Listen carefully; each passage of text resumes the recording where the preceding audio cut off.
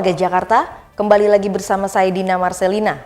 Berita Jakarta hari ini Rabu 29 April 2026 menghadirkan berita pilihan dan informasi terbaru untuk Anda.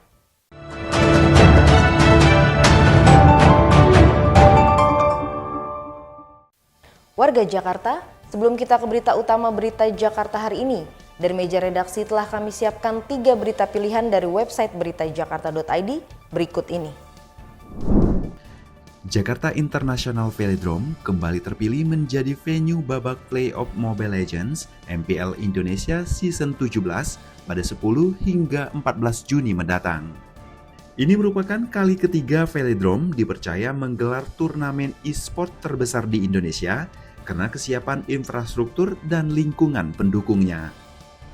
Bagi Anda para penggemar, penjualan tiket akan dimulai pada 2 Mei mendatang dengan harga mulai dari Rp90.000.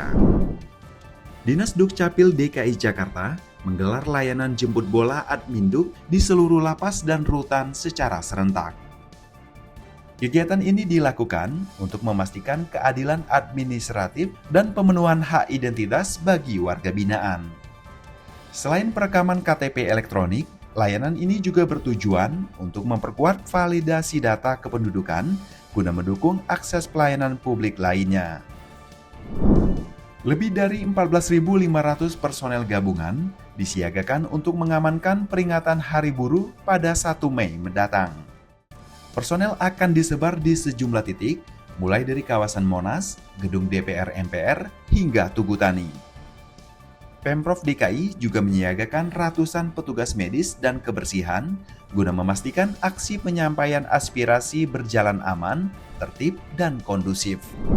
Informasi selengkapnya warga Jakarta bisa langsung kunjungi website beritajakarta.id, website berita resmi pemerintah Provinsi DKI Jakarta.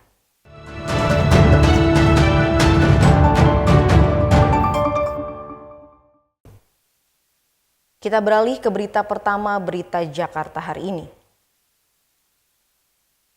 Kecelakaan kereta di Bekasi Timur, Jawa Barat membawa duka hingga ke Jakarta.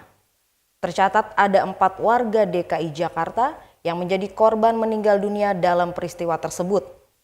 Pemprov DKI Jakarta memastikan bantuan dan pendampingan bagi keluarga korban. Kecelakaan kereta api di Bekasi Timur, Jawa Barat yang menelan korban jiwa 15 orang membawa duka bagi keluarga dan masyarakat Indonesia. Tidak kecuali pemerintah Provinsi DKI Jakarta yang tercatat ada 4 warganya turut menjadi korban dalam kecelakaan tersebut. Wakil Gubernur DKI Jakarta Rano Karno datang langsung ke rumah Nuryati, salah satu korban meninggal di kawasan Kemayoran, Jakarta Pusat. Kehadiran Rano ini bukan hanya sebagai pemimpin, namun sebagai bentuk penghormatan terakhir bagi Nuryati yang merupakan seorang kader Dasawisma. Selain memberikan dukungan moral, Pemprov DKI Jakarta juga memastikan seluruh prosesi pemakaman serta santunan yang telah disiapkan. Ini kan juga Dasawisma, rajin, romantik. Nah itu udah bagian yang memang keluarga dari kita lah, dari komponen pegawai di Pemprov DKI. Saya melihat di televisi kejadian di Bekasi dan langsung malam itu saya perintahkan untuk Jakarta membantu Bekasi. Insya Allah turun, BPBD kita turun ke Bekasi, kemudian TNI kita juga turun ke Bekasi, bahkan juga sebagian teman-teman dari Damkar juga turun ke Bekasi. Tidak hanya seorang Dasawisma, Pemprov DKI Jakarta juga harus kehilangan Nur Laila, seorang guru pengajar di SD Negeri Pulau Gebang 11. Rasa duka dan pendampingan langsung disampaikan Kepala Dinas Pendidikan DKI Jakarta, Nahdiana, ke rumah guru yang berdomisili di Cikarang, Jawa Barat. Pemprov DKI Jakarta berkomitmen untuk terus memantau dan memberikan bantuan bagi seluruh warganya yang menjadi korban dalam tragedi tersebut. Tim Berita Jakarta melaporkan. Kita beralih ke berita selanjutnya. Setelah mengunjungi Korea Selatan dan Tiongkok, Gubernur DKI Jakarta Pramono Anung tiba di Tokyo, Jepang. Dalam kunjungannya, Pramono Anung menyempatkan diri hadir dalam event Sustainable High City Tech 2026. Bahkan, Pramono menjajal langsung ngobrol dengan salah satu robot Jepang yang jago banget bahasa Indonesia. Bagaimana keseruan obrolan Pramono yang sempat bikin bingung robot Jepang ini? Berikut informasinya. Gubernur DKI Jakarta Pramono Anung mengunjungi Tokyo, Jepang sebagai langkah mempererat hubungan Sister City yang kini memasuki tonggak sejarah 37 tahun. Pramono mengunggah foto pertemuan bilateral bersama Gubernur Tokyo Yuriko Koike. Pramono menegaskan kerjasama Sister City ini telah memberikan manfaat nyata mulai dari pengembangan MRT hingga proyek inovatif pengolahan limbah organik. Di sela-sela pertemuan tersebut, Pramono berkeliling melihat inovasi-inovasi teknologi di Sustainable High City Tech 2026. Unggahannya pun viral setelah Pramono berbincang dengan Hinata, sebuah robot dengan kecerdasan buatan. Bikin bahasa? Hinata, apa kabar? Halo, aku baik, terima kasih. Oh, Kamu biasanya sehari-hari kerjanya di bidang apa? saya kerjanya di bidang pemerintahan, ngurus orang banyak. Dalam pekerjaan kamu, ada hal-hal terkait AI atau teknologi yang lagi kamu perhatikan juga? Ada berkaitan dengan transportasi yang ada di Jakarta, supaya orang tidak macet lalu lintasnya. Menarik sekali. Itu memang masalah penting di kota besar. Kapan-kapan kamu datang dong ke Jakarta supaya kamu bisa bantu saya. Wah, seru ya kerjasama kayak gini. Menurut kamu, apa tantangan terbesar dalam penerapan teknologi AI buat transportasi di kota? Tantangan paling besar adalah membuat kemacetan bisa diatasi, keteraturan lalu lintas, dan yang lebih penting lagi adalah orang yang naik transportasi umum lebih enjoy dengan pengaturan itu. Baik, Hinata. Assalamualaikum. Bingung dia.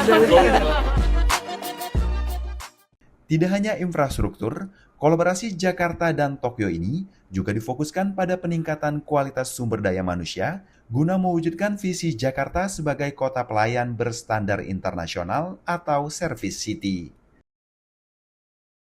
Tim Berita Jakarta melaporkan.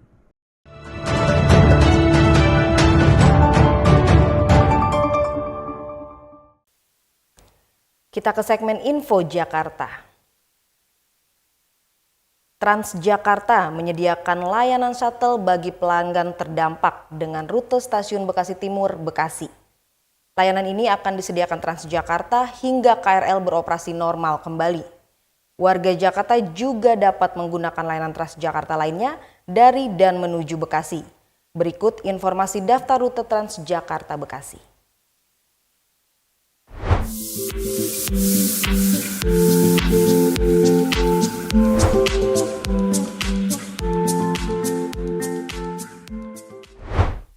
Warga Jakarta juga bisa mengakses informasi terbaru melalui media sosial resmi Transjakarta dan juga aplikasi TJ Transjakarta.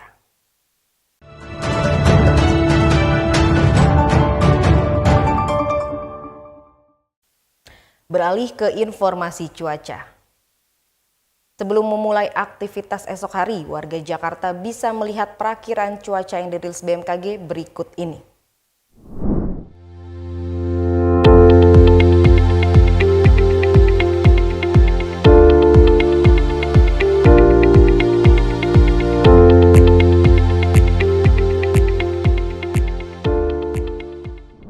Masyarakat diimbau tetap waspada terhadap segala perubahan cuaca.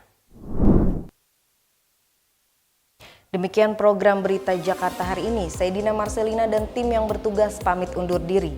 Menyongsong 5 abad Jakarta, Jakarta Kota Global dan Berbudaya.